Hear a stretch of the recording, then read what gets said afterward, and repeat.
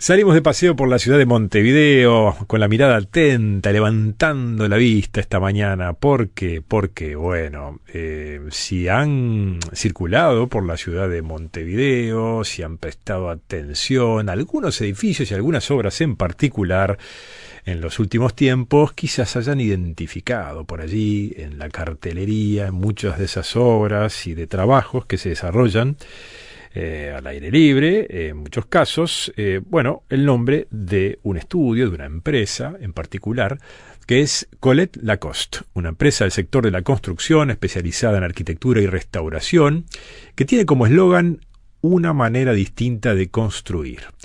Su director es el arquitecto Francisco Colette, con quien vamos a conversar esta mañana aquí en La Canoa, para hablar de algunas de las obras en las que han estado o están aún trabajando en esta empresa con todo su personal especializado en estos años en este tipo de desafíos, ¿no? De la recuperación, de la restauración de edificios que van desde el Hospital Español, aquí en la ciudad de Montevideo, allí sobre la avenida Garibaldi, pasando por el Puente Ullental o el Museo Blanes o el Palacio Legislativo y hasta el Palacio Salvo, un ícono de la ciudad de Montevideo. Francisco, buen día, ¿estás por allí? Buenos días, Diego. Un gusto estar acá acompañándolos en esta mañana. Bueno, hace un tiempito habíamos conversado contigo cuando, en 2021 en realidad, cuando estaban recién comenzando una etapa de trabajo en el Palacio Salvo, allí sobre la Plaza Independencia de Montevideo, ¿no? Con con un desafío importante allí, un edificio histórico de la ciudad, todo un ícono. Los turistas que nos visitan siempre pasan por allí, se sacan fotos, y hacía bastante tiempo que el Salvo tenía allí unos andamios muy vistosos sobre la Sí. plaza, para evitar, digamos, que desprendimientos de su fachada pudieran causar algún tipo de accidente. Y estaba esperando el edificio justamente en forma urgente, de alguna manera, que se interviniera. Y ustedes tuvieron allí la responsabilidad justamente de comenzar una de varias etapas previstas allí, ¿verdad? Sí, efectivamente. Me gustó mucho lo que acabas de decir de responsabilidad, porque el origen de esta intervención viene justamente de que el edificio, pasado el tiempo, empezó a tener desprendimientos, lo que derivó en hacer unos andamios de protección para el transeúnte, ¿no? Y los dueños de los edificios, la sociedad anónima del Palacio Salvo, resolvió intervenir, pero con una buena base, y se encargó al Instituto de la Construcción de la Facultad de Arquitectura un informe muy trabajado sobre qué patologías tenía el edificio, porque como tú dices, es un edificio símbolo de la ciudad, importante, y querían tener una base, como decirte, técnica, seria, como independiente, ¿me entiendes? Y luego, bueno, hubo un pedido de precios, y del cual lo organizó el arquitecto Carlos Pascual, que también es un arquitecto de mucha experiencia en la dirección de obra y proyectos de restauración. Digo todo esto porque, claro, el edificio requería una intervención ya de base, con un informe preciso de las patologías que tenía. Y bueno, y tuvimos la suerte, digamos, que aunque la suerte se gana con trabajo, eso y que es lo que hemos aprendido estos años, no es suerte, sino trabajar y tener la posibilidad de intervenir en distintas etapas que empezaron en el 2021, 2 años de trabajo en el Salvo, trabajando desde arriba de las galerías hasta 38 o 40 metros, ¿no?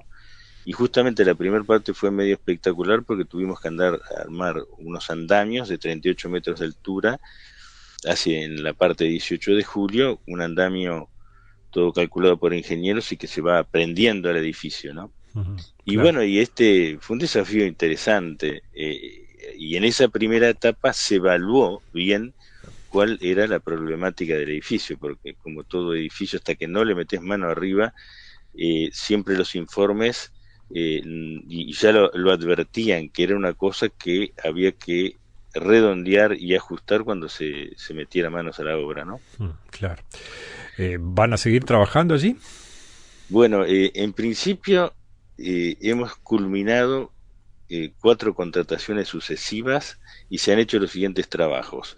hasta 40 metros, toda la fachada de 18 de julio, la fachada completa de Andes y dos sectores de Plaza Independencia.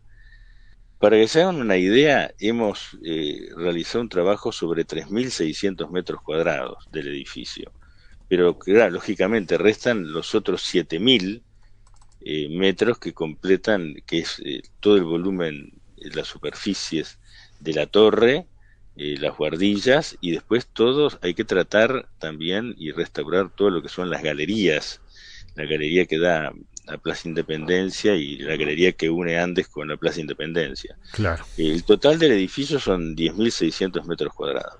Qué impresionante. Lo, Sí. lo que se ve, a veces lógicamente los andamios impresionan, pero el resultado final, en realidad, sí, francamente uno vuelve a ver ahora el palacio, y excepto la gente que conoce el estado en que estaba, ennegrecido, derruido, cosas así, que de lejos tú Mm. no notas tanto la diferencia, y eso creo que de alguna manera es una virtud, porque lo que se pretende en esta restauración es justamente que el edificio mantenga su expresividad, su color, su textura, como fue en 1928, ¿no? Entonces, tú lo que estás viendo ahora en los sectores donde restauramos son revoques de 1928 y otros sectores que estaban, sea por agresión del hombre mismo, por intervenciones, por amure de cosas, sean por desprendimientos de las molduras de estas estructuras de hierro que se oxidaban, lo que es nuevo, se compuso un revoque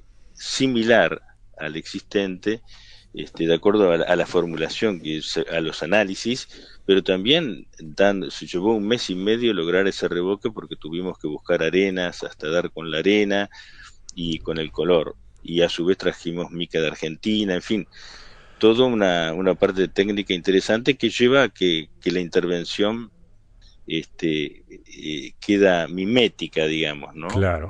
Se mantiene el original. Eso es lo interesante de este trabajo, ¿no? Bueno, A diferencia de otros. claro, ahí nos metemos justamente en algo muy interesante que esta mañana me importaba compartir con los oyentes del programa, y es el desarrollo de toda una especialidad a lo largo de los años, ¿no? Ustedes se han transformado en una empresa aquí en Uruguay que se ha ido especializando en este tipo de desafíos de trabajar sobre edificios históricos, donde intervinieron o se pusieron en juego técnicas y materiales que quizás hoy por hoy son difíciles de conseguir o desarrollar, o porque bueno, las técnicas también cambiaron. Por lo tanto, implica por un lado estudiar, buscar información, y por otro formar gente o desarrollar gente o buscar la gente que domine, ¿no?, ciertas técnicas o sea capaz de restaurar, reproducir, ¿no? Ha sido todo un proceso, supongo, muy interesante para ustedes, ¿no?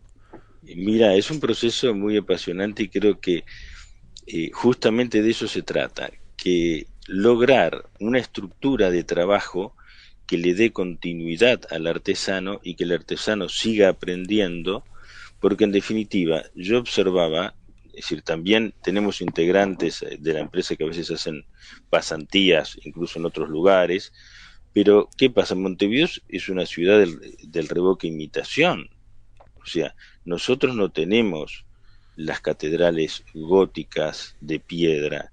Nuestro tema siempre son los revoques, entonces creo que fue una pegada haberse especializado, haber trabajado, porque uno se especializa uniendo lo teórico con lo práctico, se generan nuevas herramientas, se inventan cosas de manera de poder reproducir los revoques similares en color y textura, pero a su vez todo el tema de la recuperación de las molduras con su forma, es decir, toda una artesanía, ¿no?, que implica una formación del operario, y el éxito en realidad de la intervención no está tanto en el arquitecto, porque la arquitectura está, sino en el grupo de trabajo que trabaja como un equipo en el cual se complementan las tareas. Es muy difícil trabajar en altura, es difícil lograr los materiales, conformar los moldes, no sé cómo decir, es toda una operativa que se va aprendiendo, y la idea es que los trabajos La meta nuestra en realidad es restaurar el Palacio Salvo, restaurar, pero aprovechar ese trabajo para formar profesionalmente, ir abriendo el abanico, formar más gente, y lo que te da sabiduría es las distintas y continuidad en la experiencia. Entonces, ¿qué pasaba acá? A veces se restauraba un edificio y la gente que lo restauró después se ponía a sublejar baños, es decir, se perdió. En cambio, si tú tienes ahora una persona que lleva 4 años, no sabes el progreso técnico, profesional y humano que se da. O sea, la meta es lograr continuidad en este trabajo. Por eso estamos logrando que también la restauración sea algo económicamente al alcance de la mano, ¿me entiendes? Porque en realidad, una vez que tú dominas el oficio, lo que parecía complicado se hace sencillo. Claro. No sé cómo expresarme. Esto es sí, es todo un aprendizaje que, interesante. claro, porque puede haber un imaginario que gente que piense, bueno, restaurar un edificio histórico debe ser algo carísimo, ¿no? Pero bueno, también parte de todo este aprendizaje y de los desafíos y de la investigación que ustedes desarrollan pasa por que desarrollar un trabajo de este tipo hoy por hoy tampoco se transforme en una empresa de punto de vista presupuestal imposible, ¿no? O muy difícil de asumir. Exactamente, creo que nosotros simplemente, como empresa, lo que tenemos y hemos logrado en el mercado es una continuidad de trabajo. Y la mayoría de las obras que estamos haciendo son ganadas por licitación, pedido de precio, o sea que indica que nosotros estamos bien en la oferta, las cosas se hacen posibles de hacer, ¿no? También restauramos todas las fachadas del Museo Histórico de San José, el Museo Municipal, o sea que es importante, pero lógicamente implica un sacrificio por parte de la empresa porque invierte mucho dinero en su gente, ¿me entiendes? Es decir, lógicamente los beneficios no son tan importantes, pero a la larga obtenés una continuidad que es necesaria para estas tareas. Claro, de ¿no? recuperar conocimiento y el dominio de ciertas técnicas que se perdieron, ¿no? En muchos casos. No, y aparte entran gente, por ejemplo, nosotros mezclamos gente de mucha experiencia, de la que tiene más experiencia con nosotros, con gente joven con ganas de trabajar, y tú no sabes, esa es una experiencia humana que nos tenemos que dar cuenta que Uruguay, nosotros en Montevideo, Uruguay, tenemos una potencialidad humana impresionante, impresionante. Lo que pasa es que nadie es profeta en su tierra, entonces yo que sé, viene un extranjero y es un genio, y parece que un uruguayo arranca de peón, le entras a dar formación, y yo tengo gente que en 2 años ha aprendido soldadura, hace los moldes de chapa, hace molduras, entonces tú que te quedás asombrado, ¿qué estamos haciendo? Acá hay un problema de difusión del conocimiento, de formación de los oficios, de dar al que tiene ganas y condiciones, darle posibilidades. Y esa es la función principal de nuestra empresa y es lo que es el motor esencial, te digo, porque uno siempre tiene que tener un ideal, algo que lo mueva. Finalmente, Francisco, en este primer capítulo, porque me gustaría y la idea es volver en las próximas semanas puntualmente sobre otras de las obras que en las que han trabajado, que han tenido el desafío de desarrollar como restauración de edificios históricos o patrimoniales, pero a manera un poco de cierre, en muchos casos ustedes han tenido que investigar o por lo menos salir a buscar la información para poder entender, bueno, ¿y cómo hago yo para recuperar, restaurar, volver a cómo era un edificio o parte de una edificación construida hace muchos años atrás, ¿no?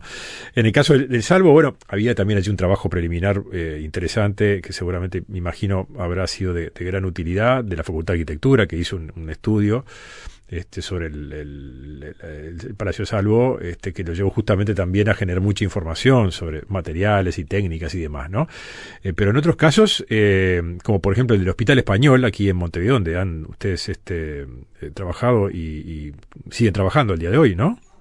Sí, sí, Ahí ese está. es un trabajo muy interesante. Ahí está, Ese es otro capítulo. ahí está, claro, por eso, pero volvemos en titulares y con esto un poquito cerramos.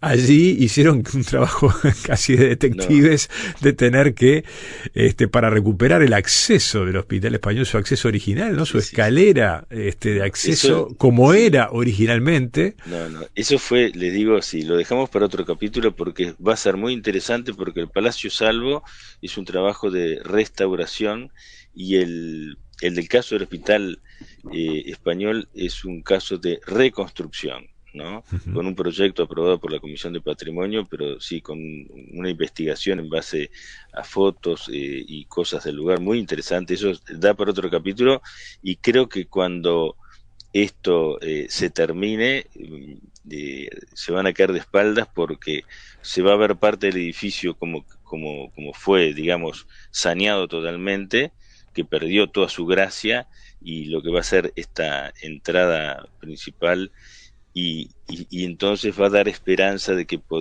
no tenemos que destruir nuestro patrimonio, lo podemos restaurar y a veces en este caso hasta reconstruir para el bien cultural de todos los uruguayos, porque si tú cortas tus raíces, créeme que la potencialidad creadora la perdés, que en la contemplación de las buenas obras de arquitectura y bien ejecutadas de nuestro país es la fuente de inspiración para el presente y para el futuro. Mm. No hay que cortar con las raíces porque hay mucho, no es imitar, pero todo ese conocimiento, la proporción, es la armonía, el mundo es, la arquitectura es armonía, es decir, y entonces son fuente de inspiración. Mm. Eso va a ser te lo dejo para, eso sí que es otro capítulo contrapuesto al salvo, ¿no? Está muy bien, está muy bien, está bueno esa diferenciación.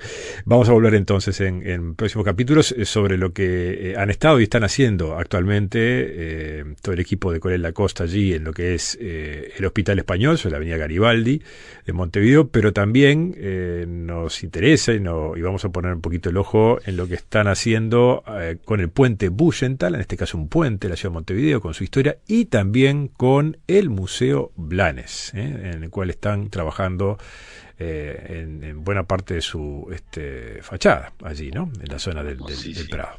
Francisco Colet, director de la empresa Colet Lacoste, empresa dedicada a la restauración y construcción. Muchas gracias. Bueno, muchísimo gusto estar con ustedes esta mañana y nos vemos en la próxima.